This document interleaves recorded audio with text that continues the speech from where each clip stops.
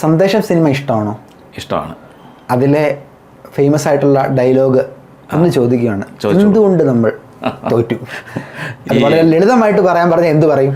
കളിച്ചില്ലാതുകൊണ്ട് തോറ്റു, അത്രേ ഉള്ളൂ. അതുകൊണ്ട് കൂടുതലൊന്നും വലിച്ചു നീട്ടുന്നില്ല. ഇല്ല, വിചാരിച്ചതുപോലെ തന്നെ നമ്മൾ കഴിഞ്ഞ 4 വീഡിയോകളായിട്ട് സംസാരിച്ചുകൊണ്ടിരുന്ന അതേ പ്രശ്നം സൂപ്പർ 8ലേക്ക് വരുമ്പോൾ നമ്മുടെ ടീം എക്സ്പോസ്ഡ് ആവും എന്ന് നമ്മൾ പറഞ്ഞിരുന്നു. നമ്മൾ ഒരിക്കലും അത് സൂപ്പർ 8 ഇന്ത്യ ആഗ്രഹിച്ചതല്ല. പക്ഷേ നമ്മൾ ആ പ്രകടനം കണ്ടപ്പോൾ നമ്മൾ പറഞ്ഞതാണ്, സൂപ്പർ 8ലേക്ക് വരുമ്പോൾ ഈ പ്രകടനം കൊണ്ട് നമ്മൾ ഫൈനലിലും എത്തില്ല, കിരീടവും ജയിക്കില്ല എന്നുള്ളത്. അതുപോലെ തന്നെ സംഭവിക്കുന്ന കാഴ്ചയാണ് ഇന്ന് അഹമ്മദാബാദിലെ നരേന്ദ്രമോദി സ്റ്റേഡിയം സാക്ഷ്യം വഹിച്ചത്.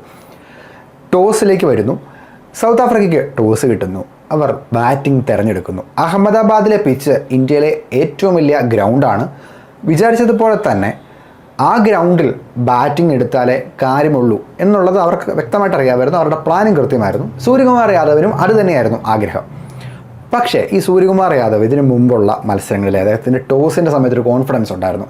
ഞാൻ ക്രൗഡിന് എൻ്റർടൈൻമെൻറ്റ് കൊടുക്കാൻ ഒത്തിരി റൺസ് നയിക്കും എന്നൊക്കെയാണ് ഇതിന് മുമ്പൊക്കെ പറഞ്ഞുകൊണ്ടിരുന്നത്. ഇന്നും അദ്ദേഹം അത് തന്നെയാണ് പറഞ്ഞത്, കുഴപ്പമില്ല, ഞങ്ങളുടെ ടീം കഴിഞ്ഞ മത്സരത്തിൽ അതേ 11 തന്നെ ഇത്തവണ ഞങ്ങൾ നിലനിർത്തുന്നു എന്നൊക്കെ പറയുന്നു. 4 ഓവറുകൾ വരെ നേരത്തെ അദ്ദേഹം പറഞ്ഞ എൻ്റർടൈൻമെൻറ്റ് ക്രൗഡിന് കിട്ടി. നമ്മുടെ വിശ്വസ്തനായ ജസ്പ്രീത് ബുംറയും അതേപോലെ തന്നെ നമ്മുടെ ഏറ്റവും മിടുക്കനായ T20 ബോളർമാരുള്ള ഹർഷ്ദീപ് സിംഗ് നമുക്ക് സ്വപ്ന തുല്യമായ തുടക്കം തന്നെയാണ് നൽകിയത്.